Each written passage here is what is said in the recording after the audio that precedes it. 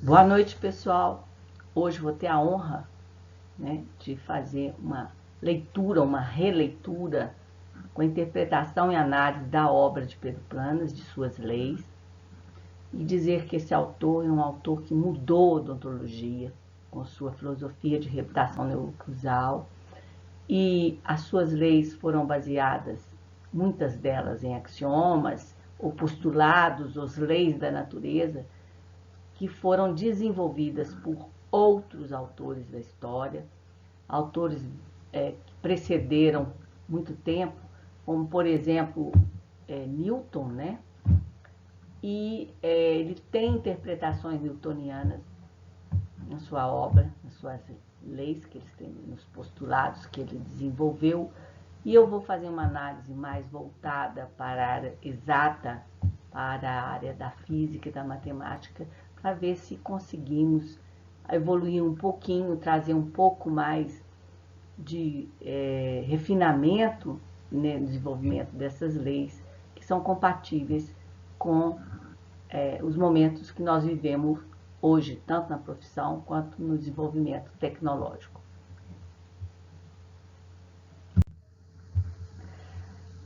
A primeira lei de Pedro Planas, só quero esclarecer que tudo isso que eu vou falar está baseado neste livro de Pedro Planas, de reputação neuroclusal, na segunda edição de 1997.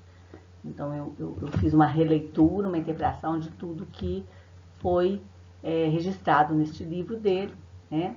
E que pode ser um pouquinho refinado para a atualidade. Pelo menos, é esse meu sentimento, com todo respeito e admiração que eu tenho pela obra desse autor e pela grandiosidade dele como profissional.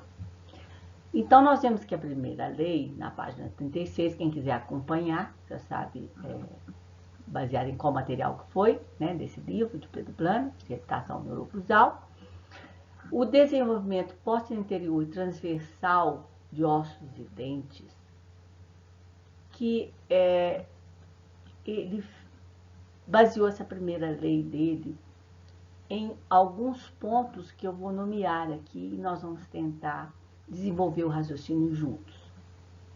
Espero que eu consiga fazer isso, já que a internet é aberta a todos, né?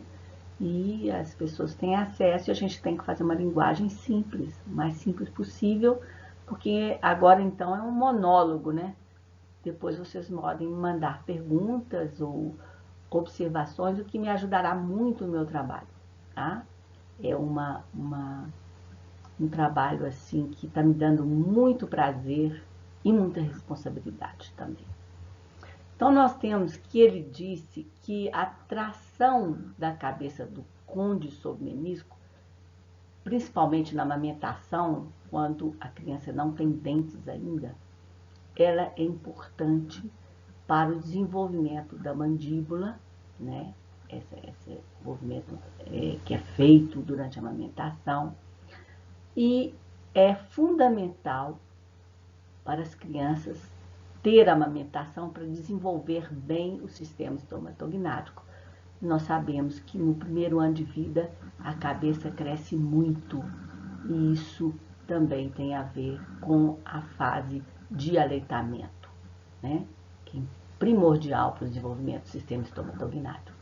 E aqui nós vemos a palavra tração, onde nós sabemos que a região de tração é uma região de alta oxigenação, alta quantidade de energia, de nutrientes, onde há um aumento do metabolismo celular e que propicia a esse desenvolvimento. Então, a região de tração é a região onde há a maior oxigenação nos tecidos, né? Está na região de tração.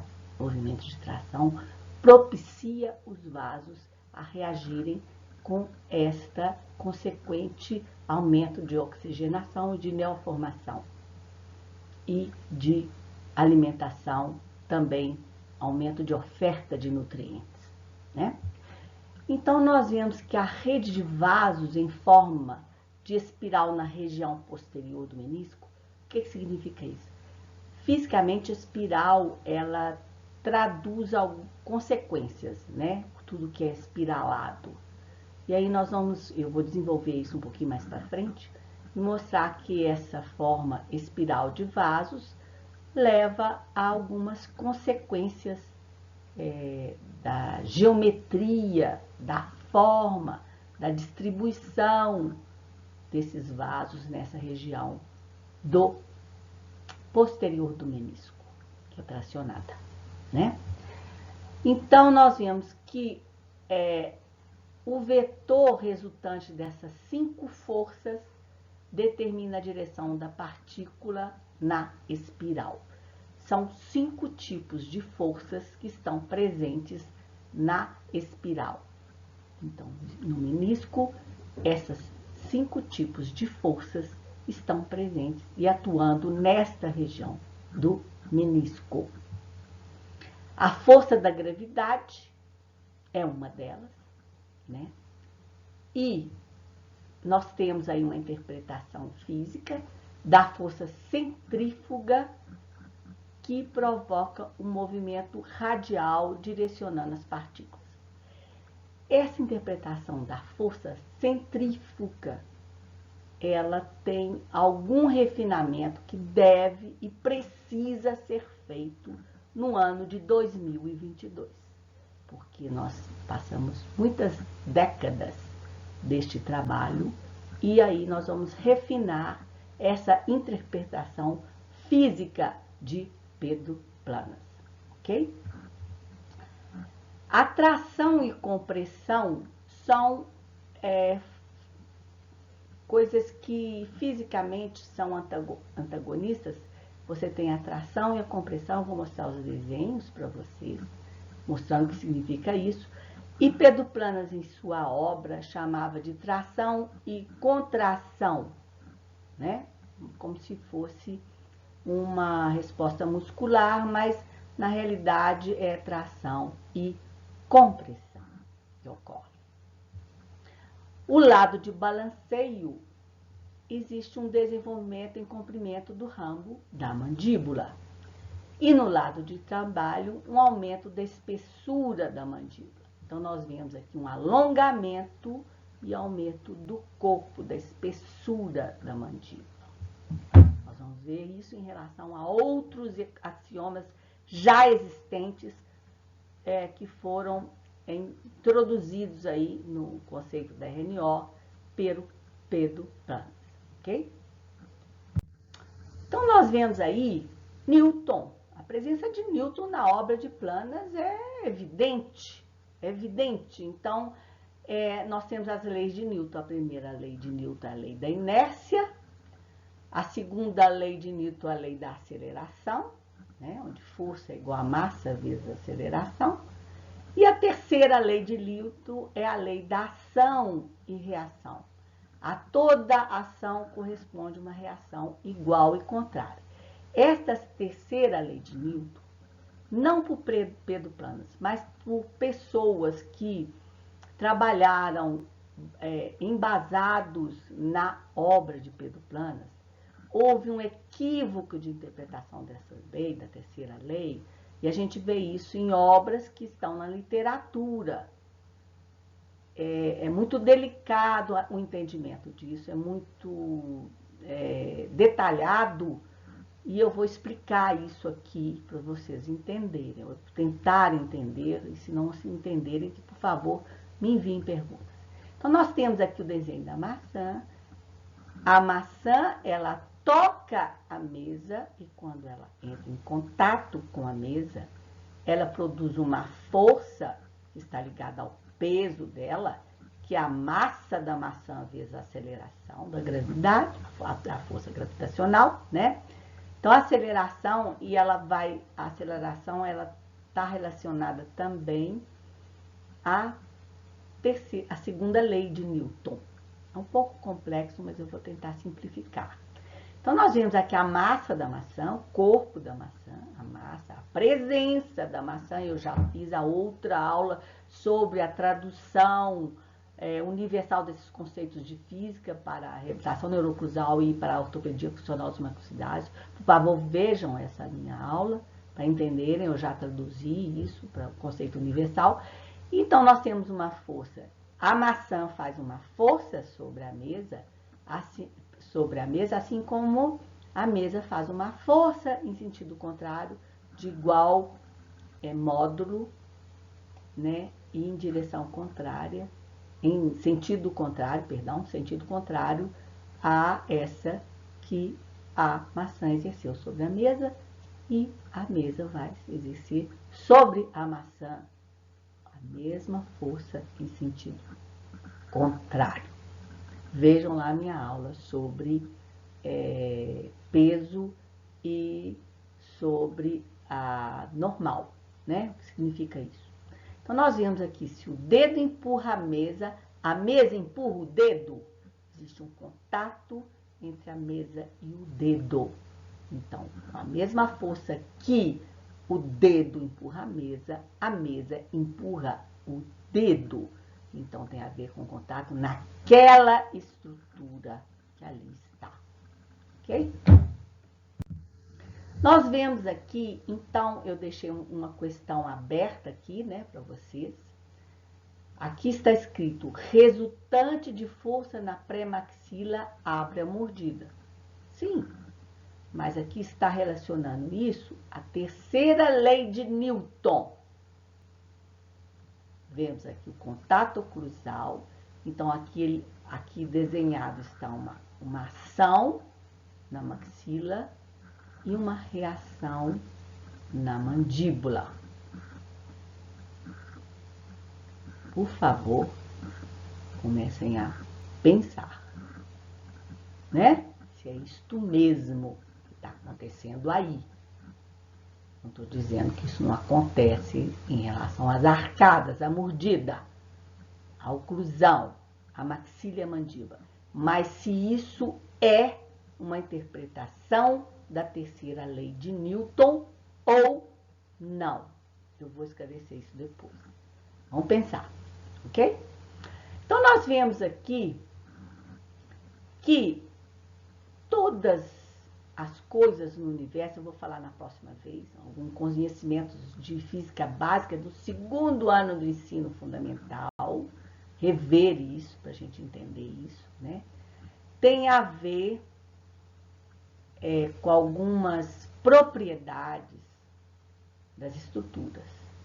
Então, nós vemos aqui que o esmalte e a dentina, uma tabela de resistência à compressão, limite elástico, deformação do limite elástico, deformação na fratura, modo de elasticidade, modo de resiliência. Mostrando que mesmo o esmalte tem um módulo de elasticidade e um módulo de resiliência. Isso tem a ver com a presença de líquidos. Vou esclarecer isso numa próxima aula, não dá para falar isso aqui agora. Mas vamos pensar.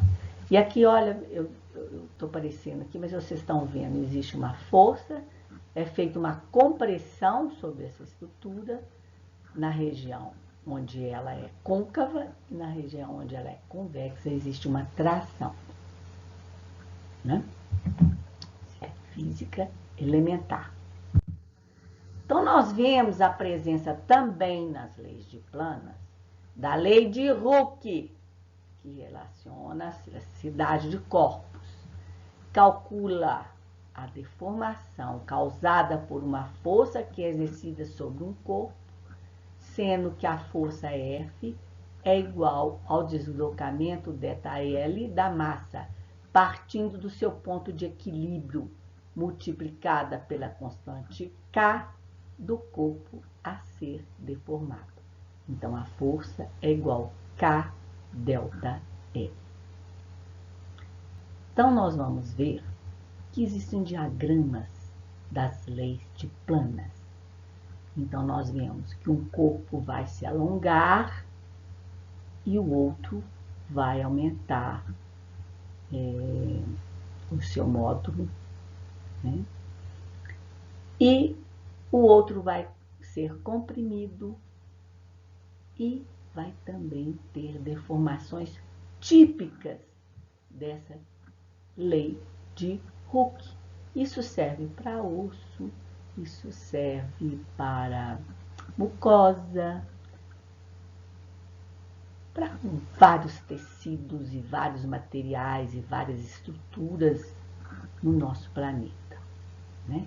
Então, uma lei universal da física. Nós vemos o módulo de Young, ou módulo de elasticidade, que ele mede a rigidez de um material sólido. O nosso corpo, ele é um corpo, nossos tecidos são bifásicos. Ele tem uma parte sólida e uma parte líquida, né? A saliva também tem uma parte sólida e uma parte líquida. Ela tem componentes sólido e componente líquido, né? São os estados da matéria: sólido, líquido e gasoso. Vou falar nisso, que para se mudar um estado da matéria e passar para outro, nós precisamos de energia. Então, energia é importante para tudo. Energia é uma coisa física, né? Ela tem princípios, leis, e ela se transforma e pode ser armazenada. Transforma de uma em outra, ela não pode ser perdida, né? E ela pode ser acumulada, ela pode ser armazenada, como Pedro Planas falou em suas leis, né? Vamos ver isso. Então, nós vemos aqui que existe uma deformação elástica longitudinal do corpo. E como o Young calculou essa deformação longitudinal, o modo de Young considera essa deformação longitudinal, mas o material elástico, quando ele é esticado, ele tem uma transformação, uma deformação transversal também, que é proporcional à transformação ou deformação longitudinal. Então, ele tem um índice, um valor que ele varia entre -1,5. É quanto que ele pode esticar, né? O dobro da tamanho dele, ou metade. Então, isso é um coeficiente adimensional. Ele varia entre -1,5. Então, vejo aqui, ó, quando eu aplico uma força, esse corpo vai alongar aqui, longitudinalmente, e fica faltando, então, a deformação transversal, que é essa aqui, né? Aí esse coeficiente ficou faltando. Só o modo de Young não era suficiente para calcular isso. Então, nós vemos aqui um modelo da mandíbula tridimensional. Primeira coisa que nós observamos é a direção do campo gravitacional presente, ao 9 lá. E a mandíbula, diagrama de corpo livre da mandíbula, é quando você deixa a mandíbula solta, sem ação da gravidade, e você vai calcular as forças incidentes nele, como se ele estivesse livre no espaço. Mas a mandíbula não é livre. O diagrama é para o raciocínio das forças incidentes, chama-se diagrama de corpo livre. Mas a mandíbula tem restrições de deslocamento, né?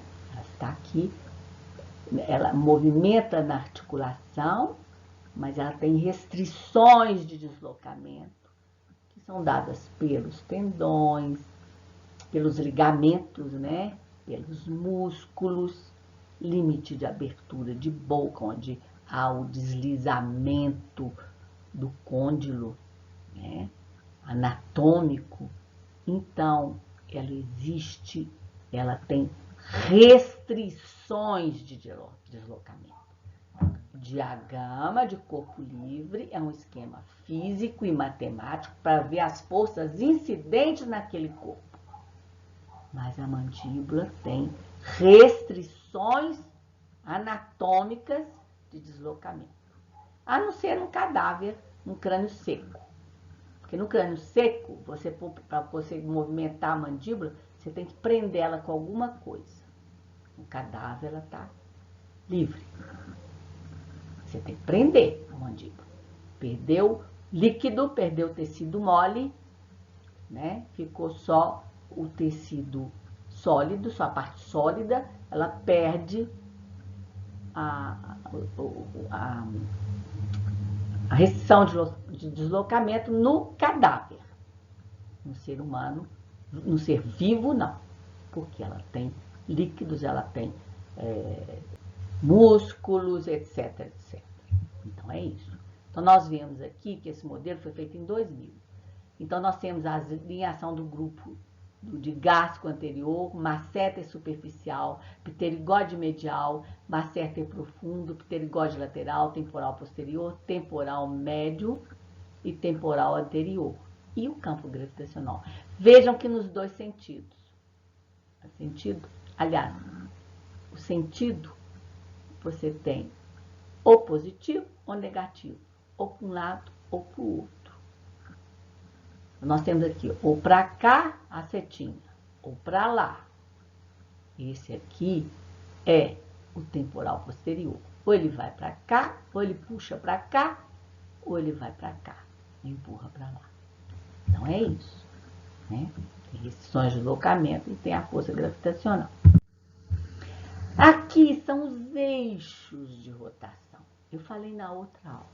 Um plano é formado por dois eixos.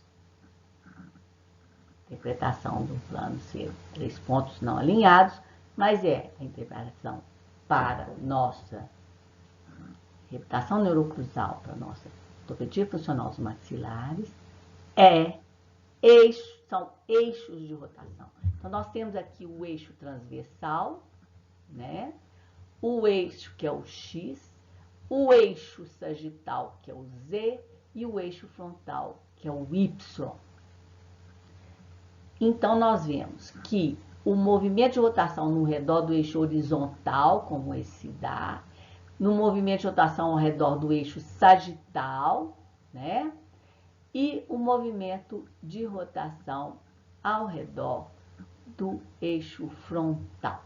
Por isso que quando há um desnível, né, na localização anatômica de um centro de rotação de um côndilo para o outro, se você for relacionar os dois ao mesmo tempo, você só tem o eixo Y. Porque se eu for relacionar com o Z, aliás, só tem o X, me perdoa, o X, né? Só o eixo X que pode relacionar os dois centros de rotação do côndilo. O Y é um e o Z é outro. Então, quando você quer relacionar o direito e o esquerdo, só o eixo X pode ser considerado. É um eixo horizontal. Aí sim você vai ter os dois. Fora disso, não é possível, tanto no movimento de rotação quanto de translação. Eu vou mostrar para vocês. Então, é um eixo lateromedial, transversal, ele vai da esquerda para a direita, ao deslocamento dele, né? Nesse caso aqui, ó, esquerda para direita, esquerda, direita, esquerda, direita. E ele está perpendicular ao plano sagital. Perpendicular ao plano sagital. Já o eixo sagital, ele tem a direção de movimento dele de frente para trás, de trás para frente, de frente para trás. Esse é o sagital, é o Z. E o eixo frontal, que é o Y, né?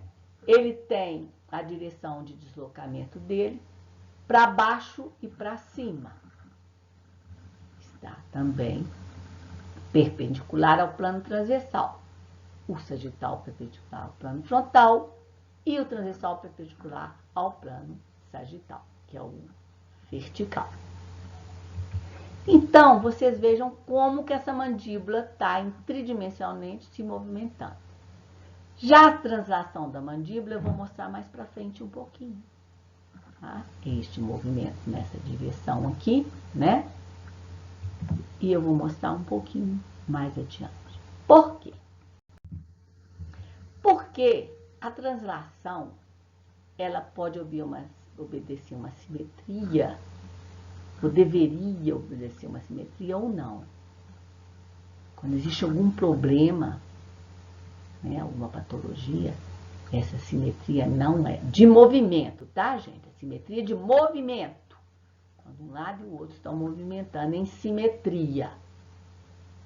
Como mostra aqui, ó, o deslocamento de A para A', de C para C'. Então, existe uma simetria aqui. Já a rotação, ela gira. É um movimento de giro. Gira de acordo com os eixos X, Y e Z. E aqui nós temos ângulos para girar. Aqui também nós temos ângulos, mas aqui a rotação, você mede ela em ângulos. Né? A rotação de cada côncavo, direito e esquerdo. Aqui nós estamos relacionando, na translação, o direito e o esquerdo. Porque eles têm que ter simetria. Quando não tem, é um problema patológico. A segunda lei de Planas, na página 46, para quem estiver seguindo, é o desenvolvimento vertical de premolares e molares. Ele chama os dentes inferiores de ativadores e os dentes superiores de receptores. Está aqui o desenho mostrando que há um toque, a mandíbula fecha, né? É um movimento de toque aqui. E ele chamou os dentes inferiores, por causa disso, de ativadores, e os superiores de receptores, por causa desse movimento de toque aqui, de bater, como se um martelo de cima para baixo. Né? Aliás, de baixo para cima. O martelo vindo na direção da mandíbula para a maxila. Ele chamou isso de ativação. A mandíbula ela abre, ela fecha e bate. Né? O impacto, a transmissão de energia estão, então,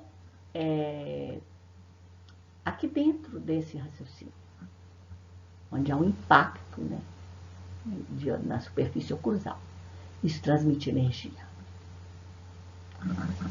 Eu mostrei na outra aula sobre a força de atrito, que ela está contrária ao movimento. E o plano inclinado, os planos de predoplanas, mesmo o plano inclinado direto, né, pista direta, ela tem gasto de energia, interferência de energia no processo. E está a ver com o ângulo, olha lá, normal, peso e interferência de energia em relação ao ângulo que tem ali. Está na outra aula também. Aí ele fala do armazenamento de energia da bateria. Ele fala que 23 horas é sem carregamento, que é a descarga, né, aquela energia acumulada, e 1 hora é o carregamento, que é a carga, o carregamento. Aí ele entra na noção de carregamento, né, que é através do impacto, da mastigação. E aí ele fala que é 1 hora, quando começa a mastigar, que a criança mastiga até 3 horas, e depois o idoso mastiga menos. O tempo de mastigação. Então, ele relaciona a bateria ao tempo que a pessoa está na atividade de mastigação, que é acúmulo de energia. E o sistema estomatognático, a primeira função dele é absorver energia para manter o organismo em equilíbrio e possibilitar a vida. Então, nós, comemos e respiramos através do nariz. Eu vou falar da abóbada palatina, que é a maxila, né? A estrutura dela. Isso é para outra aula. Então, ele mostra aí a noção de energia. O sistema estognástico é para a gente captar e armazenar energia. Nós estamos comendo. Então, o atrito, que chama de resvalamento na face oclusal, é perfeito. E aí nós temos as leis, os axiomas universais da natureza. Né? E aí nós vamos ver que existem, por exemplo, curvas, leis que Pedro Planas analisou. Ele captou essas leis e raciocinou e montou o pensamento dele baseado nisso. Então nós vemos aqui a lei da tangente de Paget, que é a da tesoura, do funcionamento da tesoura, né? E a curva de Spee, de 1890. Então, nós vemos aqui os planos de oclusão, o plano de Frankfurt, o plano de Kepler, através do Tragos, né?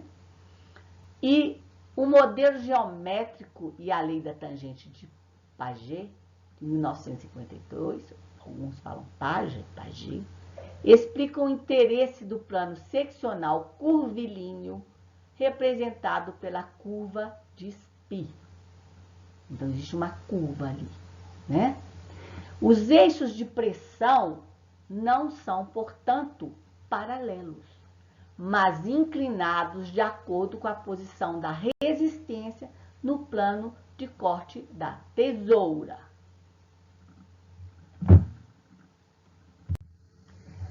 E as leis da tangente de Paget, de 1952, ela trabalha com alavancas, sistema de alavancas, onde você tem uma tesoura, você tem aqui a força potente, o ponto de apoio e a força resistente. A mandíbula, os incisivos trabalham assim, não é? Então, nós vemos aqui a zona de tensão está localizada aqui e a zona de compressão está localizada aqui, né? E a força de abertura da mandíbula, da mordida, está aqui. Então, nós temos zonas de tração e compressão na mandíbula localizadas, de acordo com a lei da tangente de Paget, com os estudos de 2016 desse autor aí. Após a contração dos músculos da mastigação, a mandíbula é flexionada em um plano sagital. Isto é produzido pelo componente vertical das forças musculares. As forças de reação das articulações e as forças de reação dos movimentos de mastigação. Durante o carregamento assimétrico, mordida em um lado ou cruzada unilateral, as maiores forças de cisalhamento ocorrem entre a força de mordida e a força muscular do lado de trabalho. Cisalhamento é corte, né? É corte. E a força muscular no lado de trabalho e entre a força muscular e a força articular no lado de balanceio, dando equilíbrio. Isso produz uma distribuição de carga inversa com uma zona de tração na borda inferior e uma zona de compressão na porção alveolar no lado de trabalho e vice-versa, no lado de balanceio. Isso significa que, durante a mordida incisal, mordida dos dentes da frente, há uma quantidade igual de flexão sagital em ambos os lados, mas uma deformação diferente nos lados de trabalho e de equilíbrio durante a mordida do molar, mordida nos dentes de trás ou posteriores.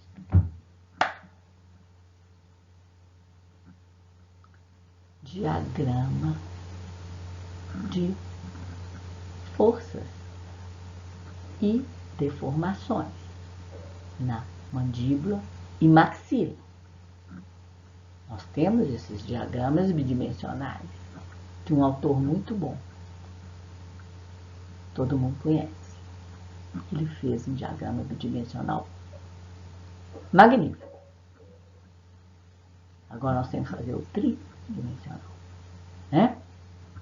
Das leis de Planas.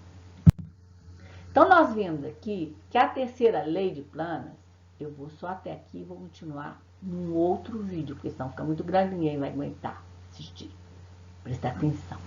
Então, nós temos na terceira lei de Planas, na página 48, desta obra de Pedro Planas, que aqui está, tá? Vou na página para vocês acompanharem, né? Mostrando a lei diagonal de Thielemann,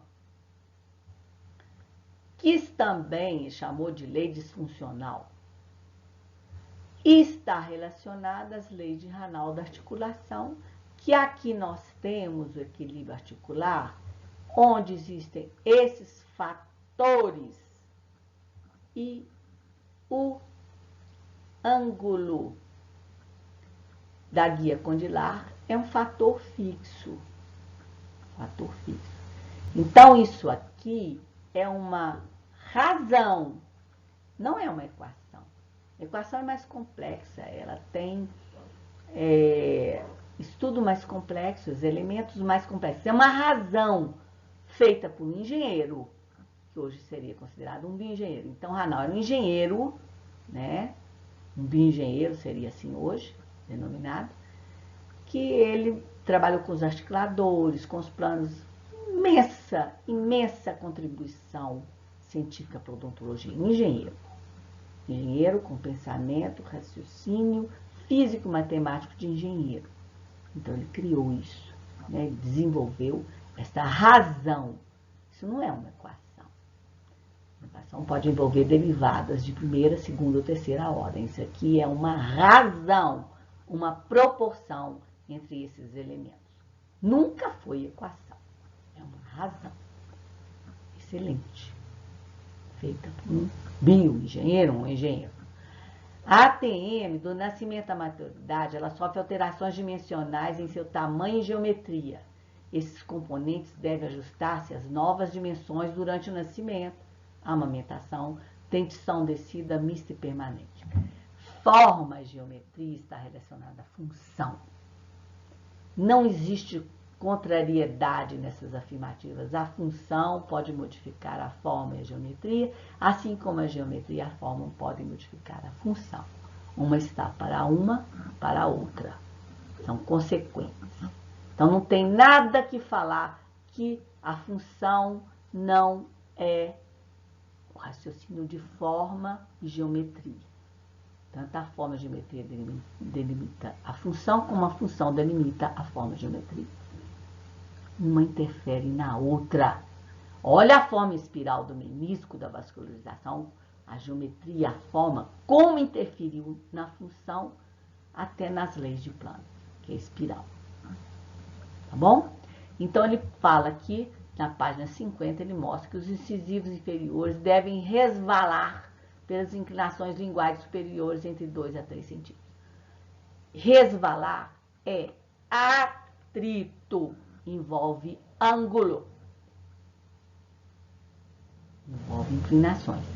Então, resvalar é atrito. Eu já falei na outra aula lá, vocês vão ver. Eu vou terminar por aqui e vai continuar a parte 2, para vocês não cansarem muito, porque eu vou puxar. Quem não aguenta puxar o raciocínio, dá uma descansada, toma uma aguinha, um suco de laranja, vai lá escutar uma música, que vai vir a parte 2.